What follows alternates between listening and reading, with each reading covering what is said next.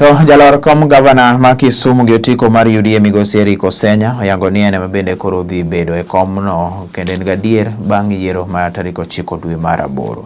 Osenya ne loso bang' kane osepuodhe kod duol mar IEBC, owacho ni koro ng'eye maber ne odhi romo e debe to kod jalar komno gi otiko mar UDA en gavana Ngira Nyang'nyong'o.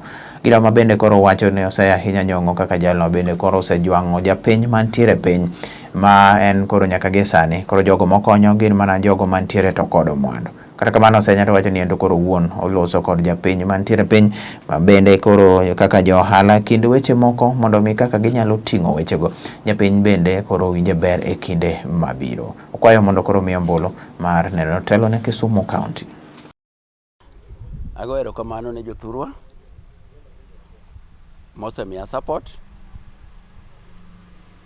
Abedo cleared as now a candidate for Kisumu territorial position. I believe ni adhi bedo governor ma Kisumu.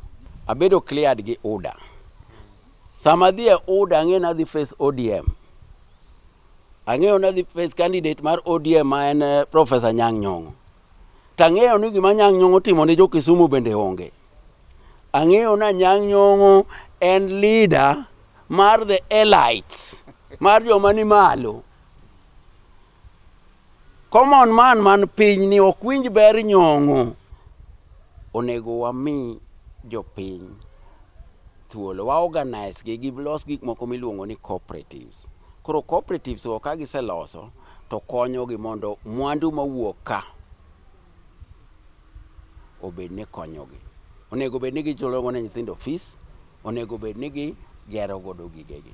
Mondo bed ni wapuro diriyo didek e higa. Alode wanyalo puro di mang'eny. Alode mabiro ka gin alode ma Nakuru, ma Narok, ma kuonde mopogore opogore. To wabe wan gi lowo minyalo pur godo niang'. Wan gi lowo minyalo pur godo alode. Wan gi yo minyalo pur godo gik moko mopogore opogore. Chiemo maka iro ka chiemo weche tek nikech ok wapur, to kuonde ma wan godo otuo. Kuonde ma wan godo motuogi onego bed ni timo irrigation, to kosetim irrigation to jopiny loso gigegi throughout the year.